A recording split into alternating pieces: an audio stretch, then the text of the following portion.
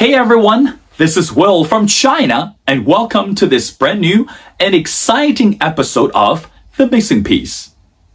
If you catch our latest episode, you know we introduce one of the unique and the smallest countries in Africa, Rwanda. That's right. Despite the fact the country was rather small. However, the unique culture and the history could not be underestimated. That's why previous episode I was able to invite a special guest all the way from this small country. He migrated to Beijing, China. Not only he had bigger dreams about himself, but also he found special and meaningful purposes in this country. As we continue to journey our episode in the African continent, in this episode, I want to introduce another country to you in the continent of Africa. The name, Sierra Leone. I bet most of us have never been to or never even heard of the country. Nor should we understand the relationship between China and Sierra Leone. Well, in this episode, Will is going to walk you through some of the major details. First of all, did you know in the year of 2021, China and the country of Sierra Leone is going to celebrate the 50th anniversary of this international relationship.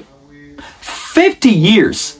It's hard to believe that this country, Sierra Leone, located in the western part of Africa, has been actively engaged with China for the past 50 years. How did I know? This week, I was very honored to be invited to the Sierra Leone Embassy in Beijing to celebrate this meaningful and active relationship. During the event, I was able to sit down with a lot more students. They traveled all the way from Sierra Leone, and today they're living in China. Not only they're learning the Chinese culture, but also the language. And second, I was very honored to listen to the ambassador talk about how this relationship started at the first place. Did you know in the early 1970s, in order to do the groundbreaking policy, China was able to use the Chinese Confucius Institute as the instrument or as a meaningful channel to open up the dialogue with the people or with the government in Sierra Leone. Chinese language has been very popular since then. Needless to say, it's rather hard to believe. There are a lot more students all the way from Sierra Leone. They are speaking fluent Chinese. That's right.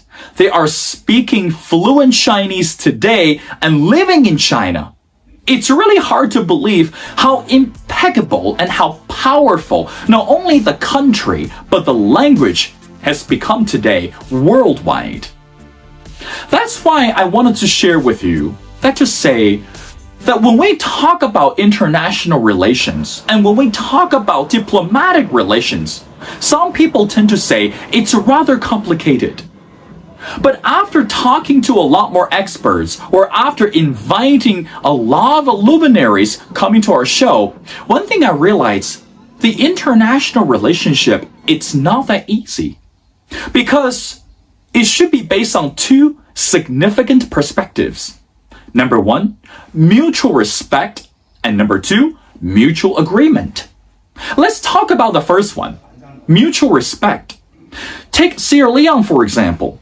The ambassador said, despite the differences of the two countries, ultimately, we want to strengthen these ties and strengthen the relationship towards a positive way. We respect the differences, and also we respect the existence of the differences. So in other words, in terms of building the relationship with one another, we don't have to change others, or we don't have to tell others what to do and how to get things done. We just need to understand where the others are coming from and how to put ourselves in the shoes of others so that we can build this relationship more positively. And second, mutual agreement. Of course, China has more than 5,000 years of history. And Sierra Leone also has years of history that we might be familiar with. But that doesn't give us the rights to underestimate the country as Sierra Leone. As I mentioned before, it's a small world after all. When we look at the map today, the world is getting just smaller and smaller. Why? Simply speaking, because the word globalization and internationalism. Look around. Beijing is the capital city of China. Tokyo is the capital city of Japan. Cairo is the capital city of Egypt. And the list can go on and on and on. But when we travel around domestically, not only will we see Chinese people living in China, not only we can see Egyptians living in Egypt, but also we'll see international investors and international tourists flooding to the world together. Because we have the common interest. We want to make the world become a better place. And we want to discover more opportunities in terms of business and culture. On the flip side, this morning, I was going through some of the social media content. One of the videos actually caught my attention. I have to warn you, it's a bit graphic. Check it out. I swear to my brother, everybody be going back to fucking China. I would get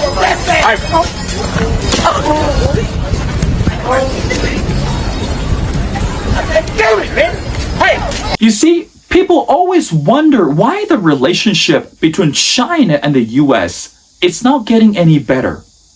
Well, I think the video says a lot.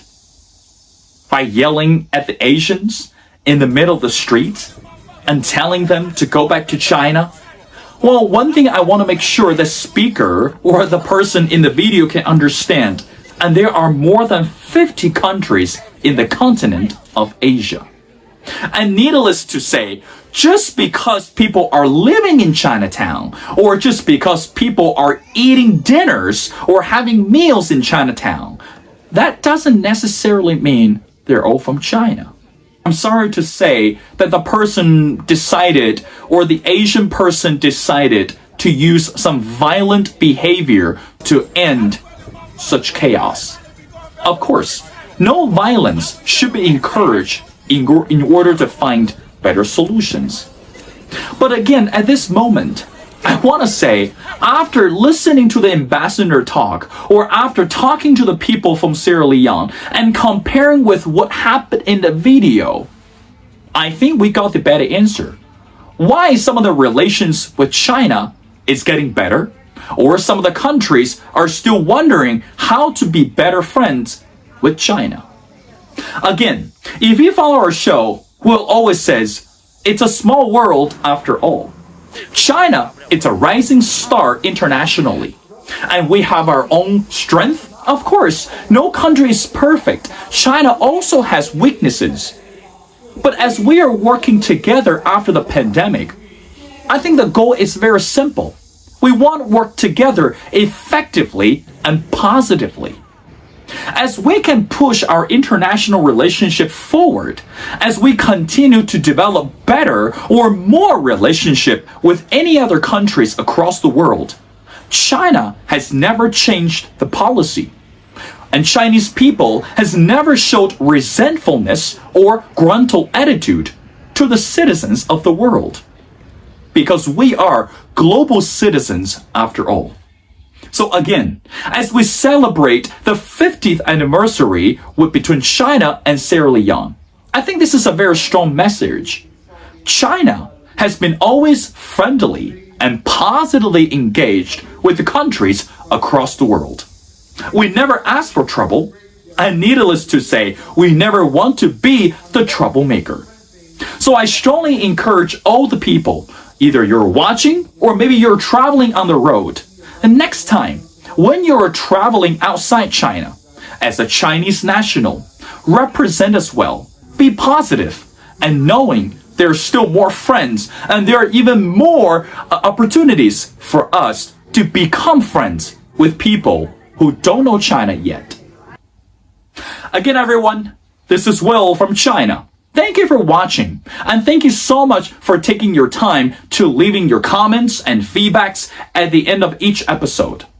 Again, I strongly encourage you to leave your comments and feedback as soon as you finish watching, or any thoughts. Meanwhile, please feel free to click on the button below, follow our show, and you're able to get all the latest episodes.